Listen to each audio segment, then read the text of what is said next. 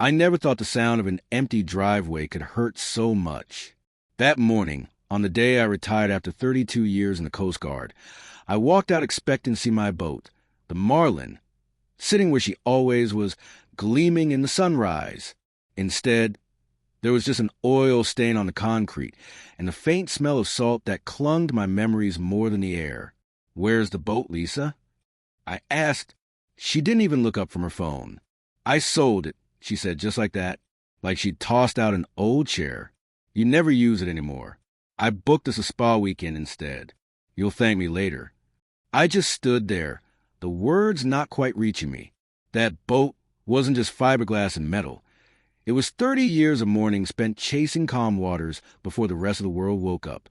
It was the one thing that still felt mine after a lifetime of giving pieces of myself away to duty, to storms, to her. But Lisa had been changing long before the boat disappeared. It started small, canceled dinners, constant texts she wouldn't explain, that new perfume that didn't smell like her. She'd become someone I had to schedule time with. I told myself it was midlife restlessness. I told myself we'd find our rhythm once I retired. I was wrong. That afternoon, when she left for her spa trip, I tried to focus on anything else. I walked the yard, fixed the loose gutter, even cleaned the shed where I used to keep my fishing gear. But when I found the Marlin's registration papers still in the drawer and signed untouched, I knew something wasn't right. If she'd really sold the boat, where was the transfer paperwork? The Coast Guard teaches you to trust your gut, and mine was screaming. So I called an old buddy, Tom, who still worked at the marina. "Hey," I said, trying to sound casual, "anyone come by asking about the Marlin lately?" He paused. "Actually, yeah, some guy. Mid-30s, tan, slick hair. Drove a black Range Rover. He and a woman, your wife maybe, came down last week. Said they were taking her out for a final trip." My chest tightened. "Did they file a float plan?" "Yeah, heading toward Clearwater Bay." I hung up before I said something I'd regret.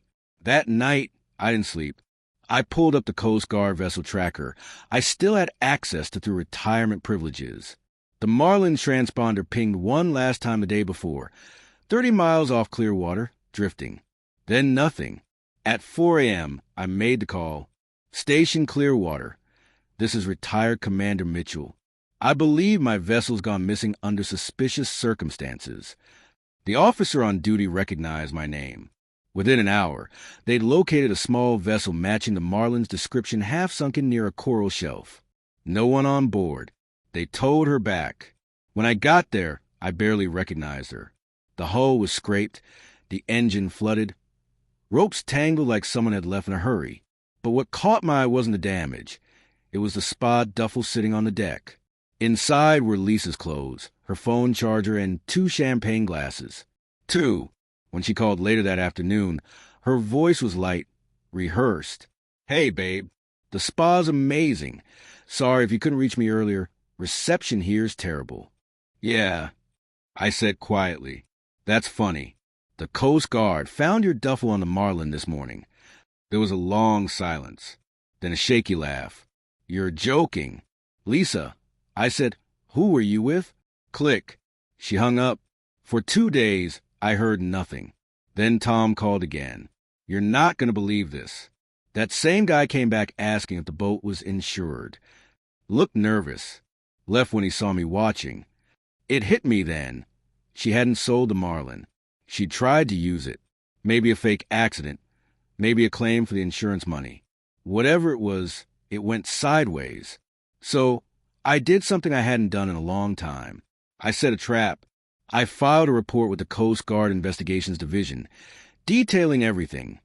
The missing paperwork, the false sale, the suspicious float plan, and the mysterious companion. My old service number still carried weight. They opened an inquiry fast. 3 days later, Lisa came home. Tan, nervous, and wearing sunglasses big enough to hide behind. "I can explain," she said before I could speak. "Go ahead." She took a shaky breath. "It wasn't what you think. Rick and I, were just celebrating your retirement. He's a business consultant. He offered to help me sell the boat for a better price, and we took it out for one last ride." "Where's Rick now?" Her mouth went dry. He had to leave town. I leaned against the counter, studying her. Funny thing, Lisa. The Coast Guard checked the scene. Found evidence of deliberate flooding. Insurance fraud, they think. They're filing charges against whoever signed that float plan. Her eyes went wide. You didn't. Oh, I did, I said. I handed them everything. The blood drained from her face. But you'll get dragged into this too. Not me, I said, holding up the Marlin's registration, still in my name. You forged the paperwork, Lisa. You took my signature. You and your friend tried to scam the system using my boat. That's a federal offense. For the first time, she didn't have a comeback. Just silence. In the weeks that followed, the Coast Guard handled the rest. They traced her calls, her fake buyer, even the insurance claims she'd filed under my name. The man, Rick, was already under investigation for similar schemes. When they brought her in for questioning, she finally told the truth, or part of it. She said she was lonely, that I'd grown distant, that she just wanted to feel alive again. Funny how people use that word when what they really mean is selfish. I didn't attend the hearing. I didn't need to. Justice came quietly, the way the tide pulls in, steady and unstoppable. The Marlin was salvaged, repaired, and returned to me as evidence released. The Coast Guard boys even left a note taped to the console. She still floats, sir. Just like you. Now, most mornings, I take her out before dawn again. The sea's calmer than it used to be, or maybe I finally am.